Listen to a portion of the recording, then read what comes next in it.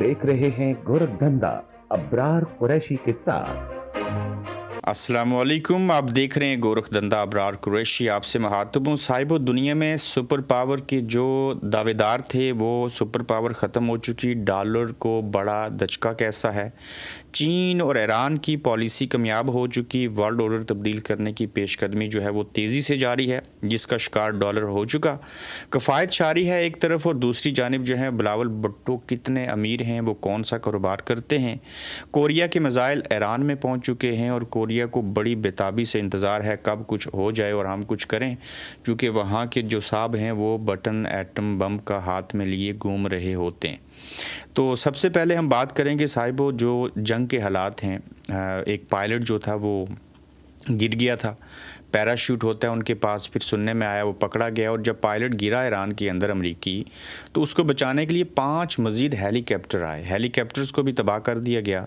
जिस तरीके से 9/11 के बाद पाकिस्तान की हदूद को इस्तेमाल करते हुए अफ़गानिस्तान के ख़िलाफ़ अमेरिका ने जंग लड़ी थी, तो उसमें हमने देखा कि लोग जो हैं वो कंधे के ऊपर रॉकेट लॉन्चर रख के उन्होंने कई जहाज़ और कई ड्रोन जो थे वो गिराए थे अमेरिका के। इसी तरीके से दुनिया बड़ी हैरान है। अमेरिकी जो तज्ज़िया नगार हैं, जो एक्सपर्ट हैं डिफेंस के, वो भी बड़े हैरत ज़दा हैं कि ये ईरान ने किया क्या है।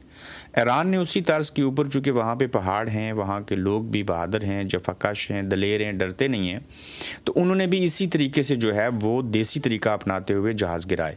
ये जो 5 हेलीकॉप्टर हुए वो तबाह हुए। कुल मिला के हेलीकॉप्टर समेत 22 जो 17 तैयारे हैं और 5 हेलीकॉप्टर जो हैं वो अब तक तबाह हो चुके हैं। जानें कितनी गई हैं उसका कोई शुमार नहीं है। ईरान का भी नुकसान हुआ, अमेरिका का बहुत बड़ा माली और जानी नुकसान हुआ, इजराइल का जानी और माली नुकसान हुआ, बिलियंस ऑफ डॉलर का उनको नुकसान हो चुका है।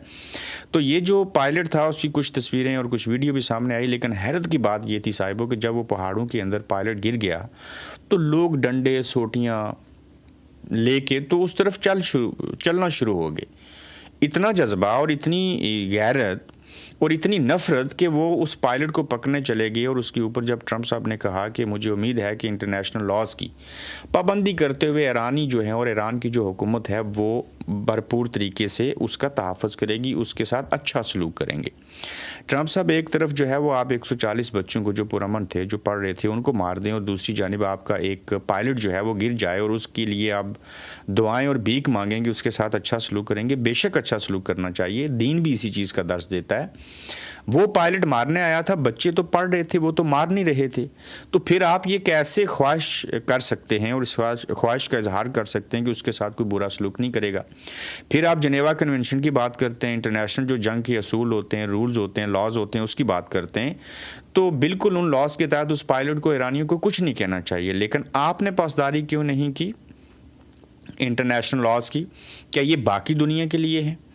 आप ना यूनाइटेड नेशन की बात माने जो कि वो है ही आपका अपना। आप वेनेजुएला के सदर को घर से उठा के लेके जाएं, आपका जब दिल करे हमला कर दें और कहें कि हमारी ख्वाहिश थी, हम खुश हो रहे थे, हम देख रहे थे क्या करना है। तो अब जो आप लोग हैं वो फंस चुके हुए हैं, और ऐसी सूरत हाल में जो डॉलर है साहिबो वो कमज़ोर होता हुआ दिखाई दे रहा है, और सुपर पावर जो थी वो टके टोकरी की होकर रह चुकी है। न्यूयॉर्क टाइम्स इसके ऊपर कहता है कि ईरान में गिर कर तबाह होने वाले लड़ाका तैयारे के पायलट के लिए रेस्क्यू ऑपरेशन के दौरान 2 अमरीकी ट्रांसपोर्ट तैयारे ख़राब हो गए। दोनों तैयारों को ईरानी हाथों में जाने से रोकने के लिए तबाह कर दिया गया कि उनके हाथ ना चले जाएं। फिर उनको जो ख़राब हुए थे उन्हें तबाह कर दिया। और ईरानी मीडिया के मुताबिक, इसी खबर के ऊपर ईरानी मीडिया क्या कहता है, पासदारान इनकलाब ने F-15E लड़ाका तैयारे के पायलट की तलाश और रेस्क्यू ऑपरेशन के दौरान 2 अमरीकी C-130 ट्रांसपोर्ट तैयारे को मार गिराया है।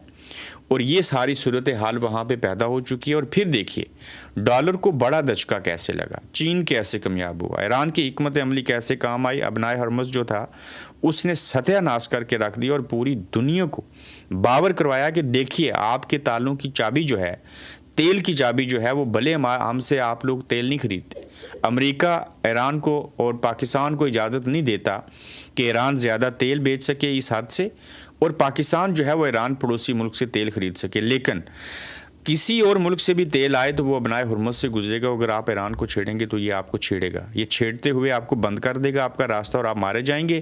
ابنائے ہرمز سے تقریباً 20 جہاز گزرے. بتایا جا رہا ہے کہ ایران فی جہاز $2 ملین وصول کر رہا ہے. ادائیگیاں چینی یوان اور کرپٹو کرنسی کے ذریعے کی جا رہی ہیں. اب دیکھا آپ نے, یہ وہ ورلڈ آرڈر ہے, یہ وہ چیز ہے جو چین کرنا چاہ رہا تھا جب عمران خان نے اسلامی سربراہی کانفرنس ایک نہیں 2 بار بلائی تھی. یہ وہ چیز تھی جس میں پاکستان نے رشیا کا دورہ کیا تھا. چین, ترکی, رشیا, پاکستان, سعودی عرب, ایران, یہ 5 اور پلس سعودی عربیہ بھی اس کے اندر آ جاتا تو عمران خان صاحب کے دور میں اس وقت رجیم چینج ہو گیا تھا. یہ IMF کے مقابلے میں پورا سسٹم لانچ کرنا چاہ رہے تھے, ڈالر کی مناپلی کو توڑنا چاہتے تھے. یہ ورلڈ بینک کے مقابلے میں سسٹم پورا بنا ہوا ہے, اس کو لانچ کرنا تھا. یہی وجہ ہے کہ ایران والی جنگ ہوئی اور افغانستان والی, پاکستان والی بھی جنگ ہوئی. پیغام کا ایئر بیس چاہیے تھا, چائنا کا تیل بند کرنا تھا, چائنا کو کنٹرول کرنا تھا, اور جس وجہ سے ایران کا ساتھ چین نے اور رشیا نے دیا اور ایران کو کامیاب بنایا. اور اب ایران نے جس دن یہ خبر دی تھی اس دن ہماری تمام خبریں سچ ثابت ہوئی تھیں کہ چین جو ہے وہ ڈالر اور IMF اور ورلڈ بینک کے مقابلے میں یہ تمام ممالک مل کے پورا نظام لانا چاہ رہے ہیں. لیکن پاکستان جو ہے صاحب وہ امریکہ کے چنگل سے نہیں نکل رہا. اگر پاکستان رشیا سے اور ایران سے گیس اور تیل لینا شروع کر دے, امریکہ کے IMF کے چنگل سے باہر نکل جائے, کوئی اس کا قرضہ ادا کر دے یا یہ خود قرضہ ادا کر دیں, یہ چین کے بلاک میں چلا جائے, رشیا, چین, ترکی, ایران اور پاکستان اکٹھے ہو جائیں اور ایون افغانستان بھی ساتھ آ جائے گا, تو دنیا کا نقشہ بدل جائے گا. طاقت کا توازن جو بگڑا ہوا ہے یہ سنبھل جائے گا. تو اب $2 ملین وصول کر رہا ہے ایران ایک جہاز کا. ادائیگیاں چینی یوان کرنسی کے اندر ہو رہی ہیں اور کرپٹو کے اندر ہو رہی ہیں. کرپٹو بھی ہے اس کا ستیہ ناش ہو چکا ہے. مجھے نہیں لگتا کرپٹو کا قصہ کو باقی رہ چکا ہوا ہے, اور جو لوگ کرپٹو کا کام کرتے ہیں ان کو مشورہ ہے کہ اس طرف مت جائیے گا. تو یہ چین کی بڑی کامیابی ہے, یہ روس کی کامیابی ہے, ایران کی تو بڑی کامیابی ہے ہی. ان کامیابیوں سے پاکستان بھی فائدہ اٹھا سکتا ہے. لیکن دیکھیے نا, ایک طرف ہم کہہ رہے تھے پاکستان کی ہاں میں ہاں اور نہ میں نہ دنیا ملا رہی ہے. اور بھائی اپنے اسلامی ملک جو ہیں وہ آپ سے پیسے مانگ رہے ہیں, چین پیسے مانگ رہے ہیں, دبئی کے پیسے آپ نے دے دیے یا دینے $200 ملین. باقی کیا بچے گا خزانے میں؟ سعودی عربیہ سے مزید مانگ رہے ہیں, وہ تو پہلے مانگ رہے ہیں. تو یہ صورتحال جو پیدا ہوئی ہے, کوئی ہاں میں ہاں نہیں ملا رہا, ہماری خارجہ پالیسی ٹھیک نہیں ہے, ہم بیکاری ہیں, ہم جنگوں کا انتظار کرتے ہیں. پوری دنیا میں کہیں جنگ ہو, ابھی میں نے پوسٹ لگائی ہے, اس میں 2 ملک جو جنگ لڑ رہے ہیں انہیں تو نقصان ہوتا ہی ہے, لیکن پاکستان کو فوری نقصان ہو جاتا ہے. اب یہ جو قصہ شروع ہوا, یہ بھارت پاکستان کے اوپر حملہ کر دے گا. میں آج کے دوسرے ایپیسوڈ میں اس کے اوپر بات کروں گا. اس کا تعلق کچھ کشمیر کے اندر ایمرجنسی لگانے, الیکشن نہ کروانے اور چیزوں کے ساتھ بھی ہے. تو یہ جو وجوہات ہیں, یہ جو حالات پیدا ہوئے ہیں, ہر چیز کے پیچھے کوئی نہ کوئی چیز ہے, اور ایک ایسا گورکھ دھندا ہے جو عام عوام کی سمجھ میں نہیں آتا. میں اکثر سوشل میڈیا کے اوپر میری ٹیم جو ہے وہ مجھے بتاتی ہے کہ لوگ اس بات کے اوپر نہ تنقید کرتے ہیں, صاحب وہ آپ کب تک یوتھیا, پٹواری, جیالے, فلانا ٹینگا بنے رہو گے؟ ٹھیک ہے, ہمیں تو تانے دیتے ہو, کم از کم قوم بن کے چھوڑ دو سیاسی پارٹیوں کو, غیرت کھاؤ, شرم اور حیا کرو, اور دیکھو کہ آپ کے ملک کے اندر اس وقت عمران خان کے دور میں $2, $2.5, $3 پیٹرول ڈیزل کیا بڑھ گیا تھا, وہاں پہ زمین آسمان سر پہ اٹھا لیے تھے. آج $150, 300 نہیں $500 کی چیزیں ہو چکی ہیں پر لیٹر. تو آپ پھر بھی تنقید کیے جا رہے ہو. اب آپ کو اب بھی پارٹیاں یاد آتی ہیں. یہاں پارٹیوں کی بات نہیں ہے, یہاں ہجوم کی بات نہیں ہے, یہاں قوم بننا پڑے گا. تو آج یہ جو سارا کچھ ہو رہا ہے, یہ آپ کو نقصان نہیں ہو رہا کہ آپ لوگ جو ہیں وہ اتنے امیر زادے ہیں؟ یہ کیوں چیزیں ہوئی, کس نے کی, آپ کا نقصان کیوں کیا؟ تو پاکستان کے ساتھ تو ابھی کوئی جنگ نہیں ہے, تو پاکستان کو کیا ضرورت پڑی تھی یہ چیزیں مہنگی کرنے کی؟ عمران خان کے دور میں اگر پیٹرول عالمی منڈی میں اس وقت سے بھی زیادہ مہنگا تھا فی بیرل, تو $150 تھا پر لیٹر, تھا نا؟ نہیں تھا تو بتائیے کمنٹس کے اندر.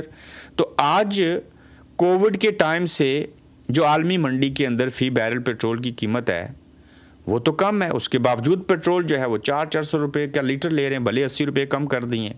یہ بھی کیسا ٹوبی ڈرامہ ہے کہ آپ $115 بڑھائیں 3 دنوں میں, ایک بار $50, ایک بار $8, پھر اور بڑھا کے 115 کر دیں, اور اس میں سے 80 پھر معاف کر دیں. جب عوامی پریشر پڑے اور لوگ خوش ہو جائیں, جشن مناؤ کہ ہم نے بڑی کامیابی حاصل کی, اور جب کہ $2 مہنگا ہو تو آپ اس کے اوپر چیخ اٹھیں. تو لہٰذا یہ دنیا کے اندر بڑی تبدیلیاں آ رہی ہیں, اور یہ سپر پاور والی بات اور یہ جو ڈالر کی مناپلی ہے, یہ جو ساری چیزیں ہیں یہ کمی کی طرف جا رہی ہیں. پھر دیکھیے نا, ہم نے کفایت شاری کا ڈنڈورا پیٹا، کفایت شاری کرنی ہے، جبکہ جو پانی کی بوتل ہے وہ ہم میٹنگ کے دوران 500 روپے والی پی رہے ہیں۔ پھر دیکھیے آزاد کشمیر کے اندر وزیر امور کشمیر ہیں جو امیر مقام، انہوں نے دورہ کیا، بھائی 4,4800 سی سی کی گاڑیاں ہیں، سارے حالات اور واقعات ہیں، عوام کو لگایا ہوا ہے کفایت شاری کے اوپر، پیٹرول کیا ہوا ہے آپ نے مہنگا، سکول آپ نے بند کرنے، ورک فرام ہوم کرنا ہے، کسانوں کا ستیہ ناش کر دیا، آگے گندم کی کٹائی ہونی ہے 1 مہینے کے بعد، تو وہ کہتے ہیں نا گنجی نہائے گی کیا اور نچوڑے گی کیا، یقیناً میں صحیح کہاوت پڑھ رہا ہوں۔ تو امیر مقام صاحب نے میرپور کا جب دورہ کیا تو گزشتہ روز یہ میرپور آزاد کشمیر کے دورے کی بات ہو رہی ہے، شاہانہ انداز میں یہ ویڈیو دیکھیے، ملاحظہ کیجئے، استقبال کیا جا رہا ہے، عوام پیادل سفر کر رہے ہیں، وزیروں کے پروٹوکول ہی ختم نہیں ہو رہے، نئی گاڑیاں خریدی جا رہی ہیں، جہاز پہلے سے خرید چکے ہیں، اور جس ملک کے اندر 11 ارب کا جہاز آ گیا کوئی بات نہیں، انہیں تحفظ چاہیے، ٹائم بچانا ہے۔ خان صاحب بھی تو ہیلی کاپٹر پہ بیٹھ کے بنی گالا سے اسلام آباد پرائم منسٹر ہاؤس جاتے تھے نا، چلو اس کے ساتھ کمپیئر کر لیتے ہیں، حالانکہ کہاں ہیلی کاپٹر کہاں جہاز 11 ارب کا، لیکن یہ 38,000 پر منتھ جو ڈالر آپ تنخواہ دے رہے ہیں یہ کہاں سے آئے گی؟ یہ عوام کا پیسہ ہے نا، تو لہٰذا بات سوچنے کی ہے، غور کرنے والی ہے، اور اوپر سے ایک طرف کفایت شاری، ملک کا قرضہ دینا ہے، دبئی کے پیسے دینے ہیں، تو آپ دیکھیں نا، کہا نا بختاور صاحبہ نے کیا کہا، یہ بھی ہم نے آج پوسٹ کی تھی، وہ کہتی ہیں کہ میرے والد کا بیرون ملک کوئی بینک اکاؤنٹ نہیں ہے، ان کی ساری دولت اور اثاثے فخر کے ساتھ اپنے وطن میں موجود ہیں۔ بہت اچھی بات بختاور بھٹو صاحبہ، کہیں یہ خواہش تو نہیں آپ کر رہی کہ ان کا بھی اکاؤنٹ کھول دیا جائے؟ بھائی کھل جائے تو کیا ہوگا، لیکن یہاں دیکھیے بلاول بھٹو صاحب کے کتنے اثاثے ہیں، وہ کتنے امیر ہیں، لیکن یہ اثاثے بتانے سے پہلے میں پوچھ لیتا ہوں، 1.6 بلین روپیز کے اثاثے ہیں، یہ 160 کروڑ بنتے ہیں۔ پوچھنا یہ تھا یہ بلاول بھٹو صاحب کاروبار کیا کرتے ہیں سیاست کے علاوہ؟ سیاست تو کاروبار نہیں ہوتی، سیاست تو عوامی خدمت ہوتی ہے۔ بلاول بھٹو صاحب کا کسی شخص کو ایک کاروبار بھی پتہ ہے ذریعہ معاش، یا انہوں نے کبھی کہیں نوکری کی ہو ایک بھی دن، تو صاحبو ضرور بتائیے گا۔ خالی یو اے ای کے احسانات نہیں ہیں، ہمارے حکمرانوں کے بھی احسانات ہیں۔ اندازہ لگائیں کہ بلاول زرداری کے مجموعی اثاثے جو ڈکلیئرڈ ہیں، ڈکلیئر کیے ہوئے ہیں، جو ڈکلیئر نہیں ہیں وہ تو شمار ہی کوئی نہیں ہے، وہ 1.6 بلین روپیز ہیں، جن میں سے صرف دبئی میں 1.44 بلین کی 25 جائیدادیں ہیں۔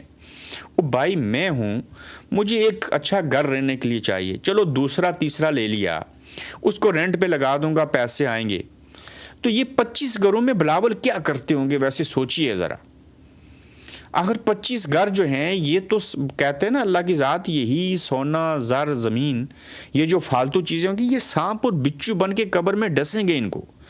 تو یہ 2022 کی اعلان کردہ جائیدادیں ہیں، 25 گھر اور 1.6 بلین روپیز، یعنی کہ 160 کروڑ، جس میں سے 144 کروڑ کے اثاثے 25 جائیدادیں دبئی میں ہیں۔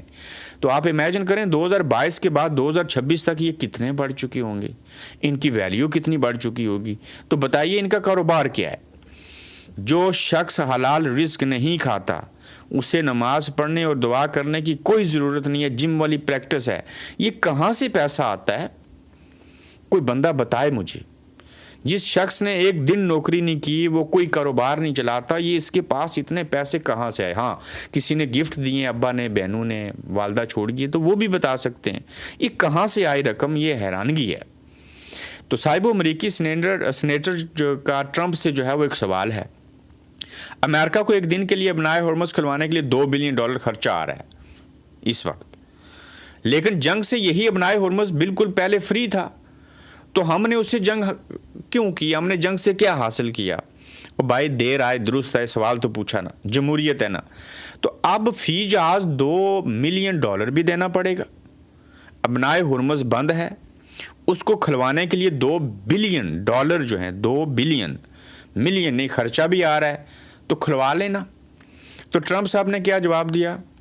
کچھ نہیں، جواب آیا ہی نہیں، جواب ہے ہی نہیں۔ یہ صاحب 24 گھنٹوں میں 24 جھوٹ بولتے ہیں۔ اگر کوئی شخص اس وقت دنیا میں ذہنی مریض اور بیوقوف ہے نا تو وہ امریکی صدر ڈونلڈ ٹرمپ ہی ہو سکتے ہیں. ان کا نام جو ہے وہ گینس بک میں جھوٹ بولنے کے اوپر آنا چاہیے. یہ ریالٹی ہے.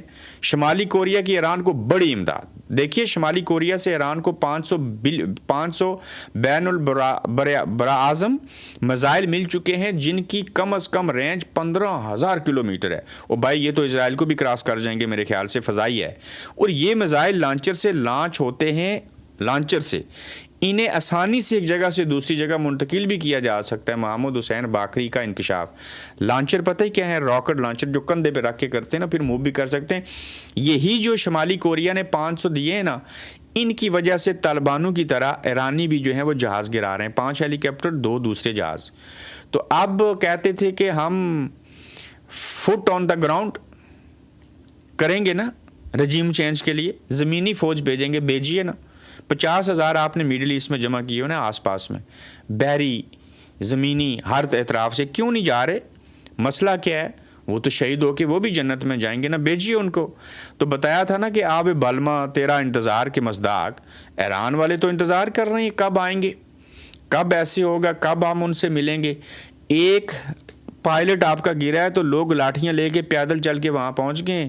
آپ امیجن کریں جب وہ فزیکلی آئیں گے, ان کے ہاتھ میں ڈنڈا ادھر بندوق بھی ہوئی نا, انہوں نے پھر بھی نہیں چھوڑنا آپ کو.